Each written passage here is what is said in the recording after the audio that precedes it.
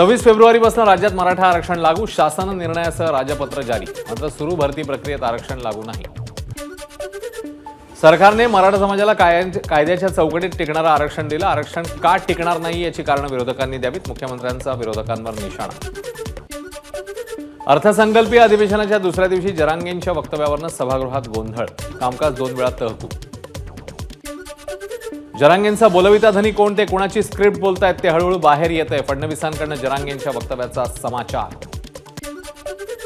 विधान परिषदेतही जरांगेंच्या आंदोलनाची एसआयटी चौकशी करण्याची मागणी। तर जरांगेंना अटक करा, भाजप आमदार प्रवीण दरेकर यांची मागणी। एसआयटी चौकशी चांगली आहे, बिनधास्त करा, सगळ्या मंत्र्यांचीही करा, मला मिटवण्यासाठी षडयंत्र रचलं जात आहे। जरांगेंची एसआयटी चौकशीवर प्रतिक्रिया। तर सलाईन लावून चौकशीला जायला मी तयार, माझं खरं निघालं तर फडणवीसांना आत टाकावं लागेल, जरांगेंचं वक्तव्य। 3.5 लाख शेतकऱ्यांच्या आत्महत्या आणि 250 मराठा तरुणांच्या आत्महत्यांची एसआयटी चौकशी करा, बच्चू कडूंची मागणी। तर 140 मराठा आमदार असूनही मराठा आरक्षण का मिळालं नाही, कडूंचा सवाल। जरांगेंकडनं महाराष्ट्र बेचिराख करण्याची भाषा, फडणवीसांबद्दल त्यांनी वापरलेले शब्द आम्हाला मान्य नाही। आशिष शेलारांकडनं जरांगेंनी केलेल्या वक्तव्याचा निषेध। महाराष्ट्र बेचिराख करण्याची भाषा खपवून घेतली जाणार नाही, सामाजिक सलोखा बिघडवण्याचं काम कोणी करत असेल तर त्यांच्यावर कारवाई व्हावी, विजय वडेट्टीवारांची विधानसभेत मागणी। राज्यातल्या गोळीबाराच्या घटनांवरून विरोधकांचं विधान भवनाच्या पायरीवर आंदोलन, शासन आपल्या दारी, गोळीबार घरोघरी, हातात नकली बंदूक आणि पोस्टर हातात घेत विरोधकांच्या सरकार विरोधात घोषणा। मनोज जरांगे बीड लोकसभा मतदारसंघातून मवियाचे उमेदवार असणार, भाजप नेते आशिष देशमुखांचा दावा। शरद पवार गट जरांगेंना निवडणुकीच्या रिंगणात उतरवण्याच्या तयारीत, देशमुखांचं वक्तव्य। देवेंद्र फडणवीसांच्या समर्थकांची मुंबईत बॅनरबाजी, मनोज जरांगेंच्या आरोपांनंतर मुंबईत भाजपचे बॅनर, सगळा महाराष्ट्र आपल्या सोबत अशा आशयाची बॅनरबाजी।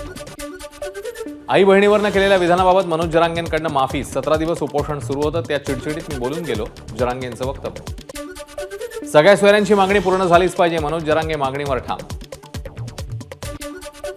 राजेश टोपेंच्या कारखान्यावर जरांगेंच्या आंदोलनाचं षडयंत्र रचलं, संगीता वानखेडेंच्या वक्तव्याचा दाखला देत प्रवीण दरेकरांचा विधान परिषदेत राजेश टोपेंवर आरोप। 1% दोषी आढळल्यास राजकारणातनं संन्यास घेईन, प्रवीण दरेकरांच्या आरोपांवर राजेश टोपेंचं स्पष्टीकरण।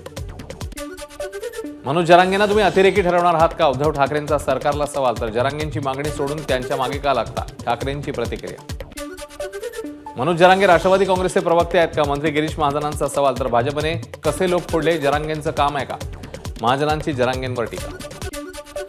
मनोज जरांगेंनी माफी मागून त्यांचा मोठेपणा दाखवला, विजय वडेट्टीवारांचं वक्तव्य। तर भाजपच्या नेत्यांनीही शिवराळ भाषा वापरली आहे, त्यांनीही माफी मागावी, वडेट्टीवारांची मागणी। अंतरवाली सराटीत ज्या पद्धतीने लाठीमार झाला त्यासाठी शरद पवार अंतरवालीला गेले, जयंत पाटलांची प्रतिक्रिया। तर या घटनेत उद्धव ठाकरे आणि शरद पवारांचा संबंध कुठेही नाहीये, जयंत पाटील यांचं स्पष्टीकरण। राज्याच्या 2024-25 वर्षाच्या एकूण खर्चासाठी अंतरिम अर्थसंकल्प सादर, अर्थसंकल्पात 6,522 कोटींची तरतूद, अर्थमंत्री अजित पवारांनी मांडला अर्थसंकल्प। राज्यातली गुंतवणूक वाढवण्यावर भर, अर्थमंत्री अजित पवारांची माहिती। तर राज्याच्या अर्थव्यवस्थेचं आकारमान $1 ट्रिलियन करण्यासाठी महाराष्ट्र आर्थिक सल्लागार परिषदेच्या दिशादर्शक अहवालानुसार धोरणांची अंमलबजावणी। अयोध्या आणि श्रीनगरमध्ये महाराष्ट्र भवन बांधणार, अजित पवारांची अर्थसंकल्पात घोषणा। वस्त्रोद्योग धोरणांतर्गत पिवळ्या रेशन कार्ड धारकांना 1 साडी मिळणार, अर्थसंकल्पात अजित पवारांची घोषणा। यंदाचा अर्थसंकल्प म्हणजे कंत्राटदार जोमात आणि शेतकरी कोमात, उद्धव ठाकरेंची सडकून टीका।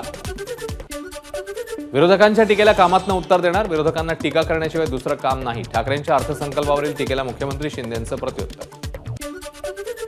मवियामध्ये असताना अर्थसंकल्प मांडला तेव्हा कौतुक केलं, विरोधकांकडनं काय अपेक्षा करणार, ठाकरेंच्या टीकेला अजित पवारांचं उत्तर।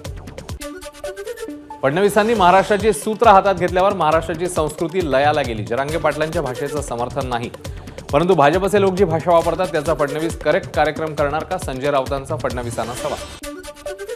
संजय राऊत म्हणतात, फडणवीस उपमुख्यमंत्री झाल्यावर भाषेचा स्तर खालावला, मग माईकवर कोण थुकलं होतं किंवा एका महिलेला राऊतांनी शिव्या कशा घातल्या होत्या ते सगळ्यांना ठाऊक, नितेश राणेंची संजय राऊतांवर टीका।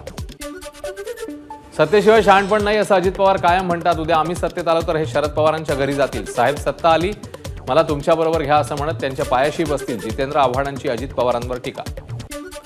महायुतीच्या लोकसभा जागा वाटपासंदर्भात अद्याप निर्णय नाही, दिल्लीतले पक्षश्रेष्ठी राज्यातल्या नेत्यांना वेळ देत नसल्याची चर्चा। ठाकरे गट आणि काँग्रेस रामटेकच्या लोकसभेच्या जागेसाठी आग्रही असताना तर वंचितचाही रामटेकच्या जागेवर दावा, 1 मार्चला रामटेकमध्ये प्रकाश आंबेडकरांची सभा, मवियाच्या भूमिकेकडे लक्ष. नाशिकसह 8 लोकसभा मतदारसंघात निवडणूक लढवणार जय बाबाजी भक्त परिवाराचे महामंडलेश्वर शांतिगिरी महाराज यांचा निर्धार. शिवसेना पक्षनिधी प्रकरणाची आर्थिक गुन्हे शाखेकडून चौकशी होणार. बँक खात्यातून पैसे कोणी काढले याची माहिती मागवली. बँकेच्या अधिकाऱ्यांनाही चौकशी करता बोलवणार. अकोल्यामध्ये शेतकरी संघर्ष यात्रेदरम्यान आमदार नितीन देशमुखांची कॉर्नर सभा. 2014 मध्ये फडणवीसांनी कापसाला भाव मागितला होता, मात्र आता पंतप्रधान तुमचं ऐकत नाहीत का? देशमुखांचा फडणवीसांना सवाल. 2019च्या निवडणुकीनंतर उद्धव ठाकरेंकडून काँग्रेस आणि राष्ट्रवादीच्या पडलेल्या उमेदवारांना सक्षम करण्याचं काम. राज्य नियोजन मंडळाचे अध्यक्ष राजेश क्षीरसागरांची ठाकरेंवर टीका. रश्मी शुक्लांना 2 वर्षांसाठी पोलीस महासंचालक पद मुदतवाढ मिळण्याची शक्यता. मुख्यमंत्री रश्मी शुक्लांना 2 वर्षांसाठी पोलीस महासंचालक पदी मुदतवाढ देण्याबद्दल सकारात्मक. लोकसभा आणि विधानसभा निवडणुकांमध्ये फायदा व्हावा यासाठी रश्मी शुक्लांना मुदतवाढ दिली जाते. रोहित पवारांची टीका. तर ठराविक नंबर फोन टॅपसाठी दिलेत, माझाही फोन टॅप होत असावा, रोहित पवारांचा आरोप. सहकार कायदा आणण्यामागे सरकारचा उद्देश काय? शरद पवार गटाचे आमदार बाळासाहेब पाटील यांचा सवाल. तर सरकारने पुनर्विचार करून बिल मागे घ्यावं, बाळासाहेब पाटलांची मागणी. अशोक चव्हाणांनंतर मराठवाड्यात काँग्रेसला पुन्हा मोठा धक्का. काँग्रेसचे ज्येष्ठ नेते बसवराज पाटील यांचा भाजप प्रवेश. भाजप प्रदेशाध्यक्ष चंद्रशेखर बावनकुळेंच्या उपस्थितीमध्ये प्रवेश. उल्हासनगर गोळीबार प्रकरणी भाजप आमदार गणपत गायकवाड यांच्या कोठडीत वाढ. गणपत गायकवाडांसह तिघांना 11 मार्चपर्यंत न्यायालयीन कोठडी. मनसे नेते वसंत मोरेंनी घेतली शरद पवारांची भेट. पुण्यातल्या निसर्ग मंगल कार्यालयातील राष्ट्रवादीच्या बैठकस्थळी जात घेतली भेट. दोन्ही नेत्यांमध्ये झालेल्या भेटीने राजकीय वर्तुळात चर्चा. अशोक हांडे, जब्बार पटेल, सदानंद जोशी यांना मराठी नाट्य परिषदेचे पुरस्कार जाहीर. शिरवाडकर पुरस्कार अशोक हांडेंना, वसंत कानेटकर पुरस्कार जब्बार पटेल यांना, तर सदानंद जोशी यांना बाबूराव सावंत पुरस्कार घोषित. मराठी या शब्दाचा अर्थ प्रत्येकासाठी वेगवेगळा. या सगळ्या अर्थाचा गौरव करण्याचा आजचा दिवस म्हणजेच मराठी भाषा गौरव दिन. मराठी भाषा गौरव दिनानिमित्ताने मनसे अध्यक्ष राज ठाकरेंची फेसबुक पोस्ट. मराठी भाषेने राज ठाकरेंना लिहिलेलं पत्र अशा आशयाची पोस्ट. मराठी भाषा दिनानिमित्ताने राज ठाकरेंच्या हस्ते पुस्तक प्रकाशनाचं उद्घाटन. कवी अशोक नायगावकर, अभिनेता सुनील बर्वे यांचीही उपस्थिती. छत्रपती शिवाजी महाराज पार्कवर आजपासून 3 मार्चपर्यंत प्रदर्शन सुरू राहणार.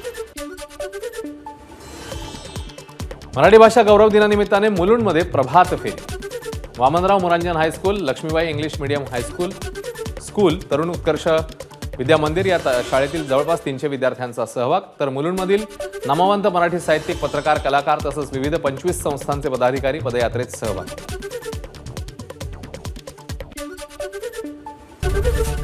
एबीपी माझा, उघडा डोळे बघा नीट.